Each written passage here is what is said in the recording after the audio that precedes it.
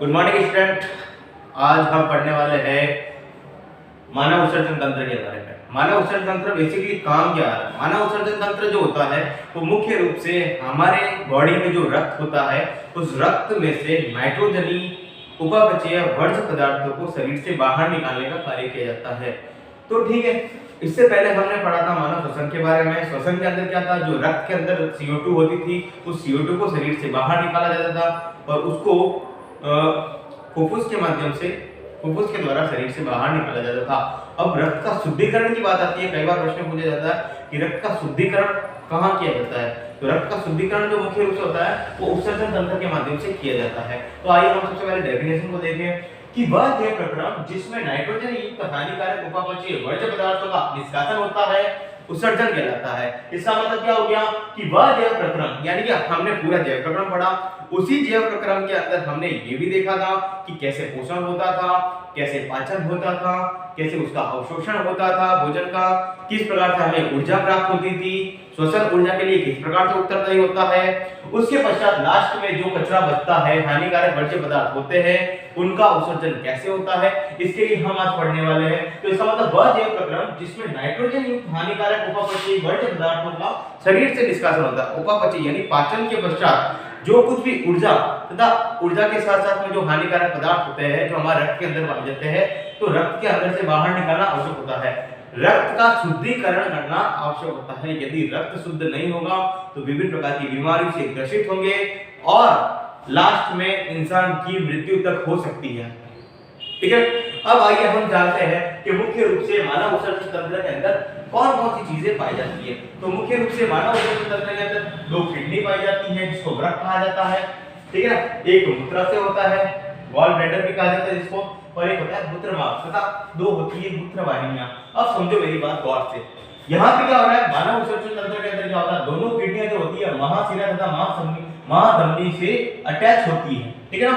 Kidney जो वृक्क होता है मुख्य रूप से उत्तरदायी होता है रक्त को फिल्टर करने के लिए। निषेधन किया जाता है वो किडनी के अंदर होता है। निषेधन विधि का उपयोग किया जाता है, मतलब फिल्टर किया जाता है। ये बिल्कुल उसी प्रकार से जिस प्रकार से हम घर के अंदर पानी को छानते हैं उसी प्रकार से यहाँ रक्त को छाना जाता है, छलनी का कार्य करता है, ठीक है ना।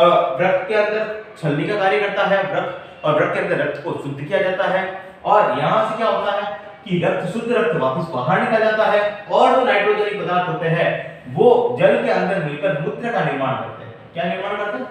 हाँ स्टूडेंट, मूत्र का निर्माण करते हैं। अब ये जो मूत्र निर्माण हो रखा है वो मूत्र वाहिनियों के माध्यम से मूत्राशय के अंदर आता है और मूत्राशय के अंदर एक थैलीनुमा संरचना होती है, ठीक है ना। यहाँ पे जिस प्रकार से फुटबॉल का ब्लेडर होता है बिल्कुल उसी प्रकार की संरचना होती है मूत्राशय का। यहाँ पे स्टोरेज होता है और यहाँ से मूत्र मार्ग के द्वारा वो बाहर निकाल दिया जाता है। अब हम बात करते हैं किडनी किस प्रकार से इसको फिल्टर करती है। किडनी के अंदर क्या होता है? किडनी के अंदर मुख्य रूप से छोटे छोटे व्रताणु पाए जाते हैं। हाँ तो स्टूडेंट, अब हम बात कर रहे थे कि किडनी किस प्रकार से कार्य करती है। किडनी के अंदर क्या होता है? मुख्य रूप से छोटे छोटे व्रताणु पाए जाते हैं जिसको नेफ्रॉन भी कहा जाता है। अब ये व्रताणु जो है वो काम कैसे करते हैं? व्रताणु की संरचना यहाँ दे रखी है, देखो कुछ इस प्रकार से है, ठीक है। आपकी बुक के अंदर थोड़ी सी जटिल संरचना दे रखी है, आप चाहो तो इस चित्र को ऐसे बना सकते हो, कोई नंबर काटने वाला नहीं होगा। तो आइए देखते हैं। होता दरअसल ये है कि इसके ऊपर वाले भाग के अंदर ये एक प्रकार की व्रताणु की संरचना दे रखी है। आपके सबसे ऊपर वाला जो भाग है यहाँ पे कपनुमा संरचना दे रखी है, ओके। ये कपनुमा जो संरचना होती है जिसको गोमन संपुट कहा जाता है। याद रखिए ना, कपनुमा एक संरचना है जिसको गोमन संपुट कहा जाता है, जिसके अंदर कुछ कोशिकाओं का गुच्छ पाया जाता है जिसे ग्लोमेरुलस कहा जाता है, ठीक है ना।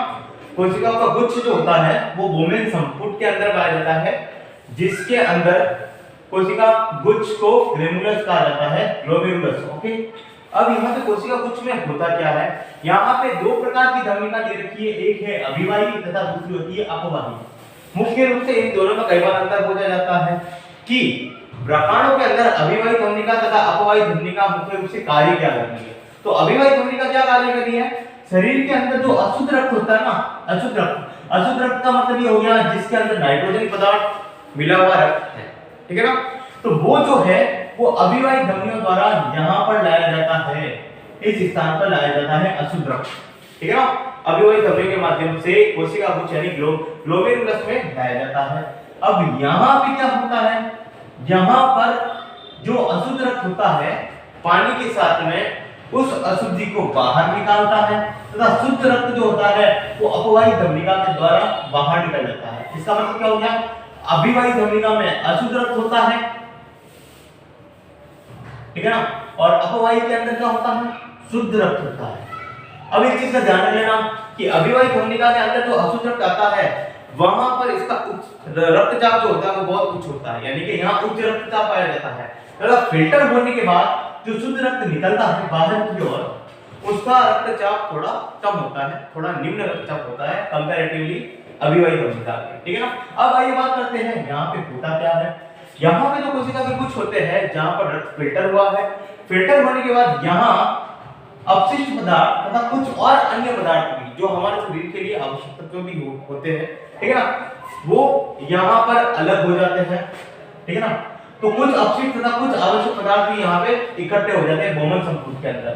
तो यहाँ से क्या होता है, यहाँ से कुंडलित नलिका के माध्यम से ये हेनरी के लूप तक पहुंचती है। हेनरी का लूप जो होता है ना वो एक अलग प्रकार की संरचना होती है, वहां पे दो प्रकार के चाप पाए जाते हैं, एक अधिरोही चाप होता है, एक अवरोही चाप पाया जाता है, ठीक है ना।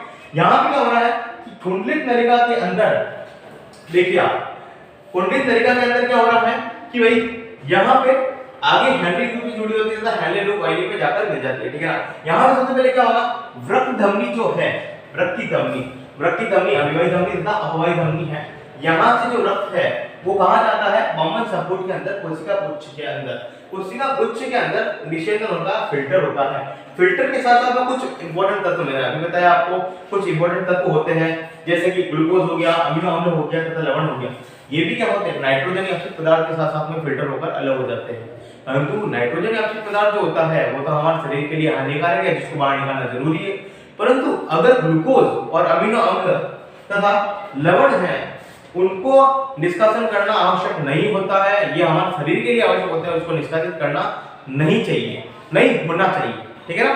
अब हो ये रहा है कि यहाँ पे बोमन संकुल से तो ये फिल्टर हो गया, अलग हो गया, ये भी बाहर निकल गया, तो ये बाद में जाता है आगे कुंडलित नलिका के माध्यम से हेनरी लूप के अंदर। अब यह हेनरी जो लूप है ना वहां पे क्या हो रहा है, यहाँ पर वापस पुनः अवशोषण हो जाता है। याद रख लेना हेनरी लूप मुख्य रूप से कार्य क्या करता है, हेनरी लूप जो है ना वो उसके अंदर जो फिल्टर हुआ ना पदार्थ, और वो फिल्टर पदार्थ जो है वो पानी के साथ मिलकर, जो पानी हम पीते हैं, जल पीते हैं, उसके माध्यम से पानी के साथ मिलकर वो पहुंचता है कुंडलित नलिका के माध्यम से हेनरी लूप में।